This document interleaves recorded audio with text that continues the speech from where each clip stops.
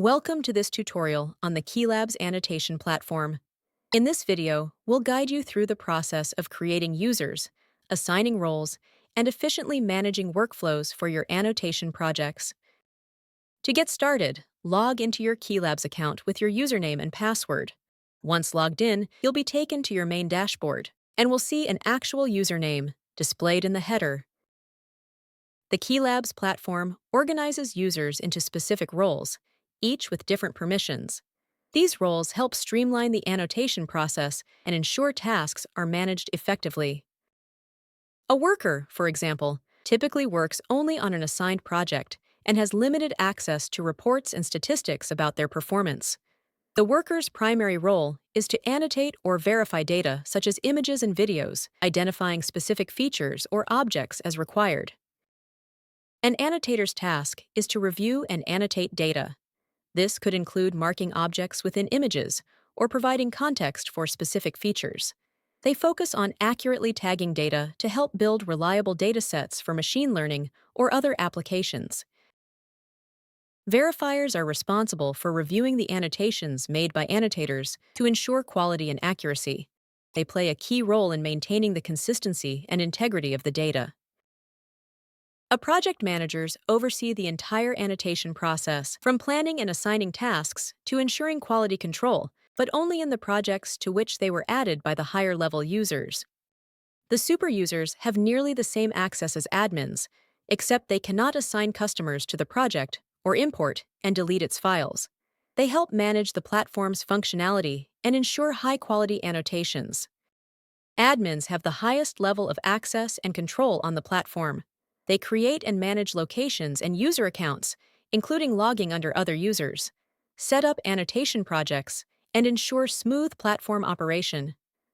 Admins also resolve any platform-related issues and maintain data security. Customers are the platform's end consumers, so they have direct access to what matters, progress and the end result. They can access processing statistics for project files, see the annotated files and their stages, leave comments, if necessary, and export the output data.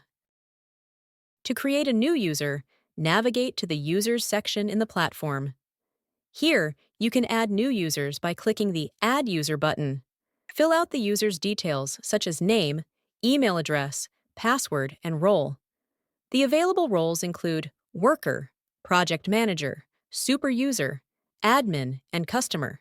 You can also specify worker's location, in case you have multiple working places. It's also possible to add some specific information about the user by filling in the Tags field. As you assign roles, keep in mind that each role has specific permissions. A worker can only access their assigned projects, while a project manager can oversee multiple stages, manage tasks, and generate reports. Once the roles are assigned, click Create, and the user will be added to the system.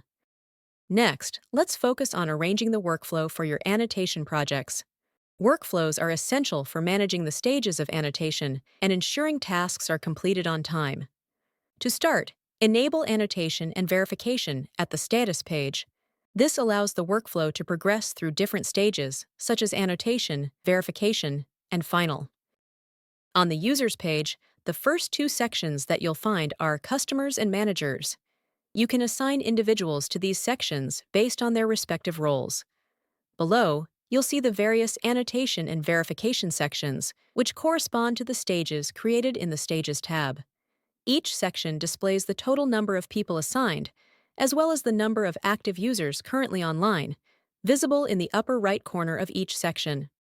Additionally, within the annotation and verification sections, you'll see counters for files that are distributed and those that are awaiting distribution. If you haven't manually assigned files from the Files tab or the editor, the number of distributed files will match the number of people assigned to that stage. However, if files are manually assigned, the distributed file count may exceed the number of assigned users. Each user's icon will also display a counter showing how many files are assigned to them. If needed, you can unassign files by clicking the Unassign button next to the user's icon. A toggle is available in both the annotation and verification sections to enable or disable work for each specific stage. Additionally, You can set the target velocity for each stage using the provided button. This can be defined as time per file, object, or instance, depending on the project's needs. Once set, the target velocity will be displayed, allowing you to adjust it as needed. For consistency, the average time per file or instance is displayed in milliseconds within velocity reports, alongside work duration and start/end times. To assign workers to a specific stage in the project, click Add User button or right-click in the stage area and choose Add User from the drop-down menu. Add as many users as needed.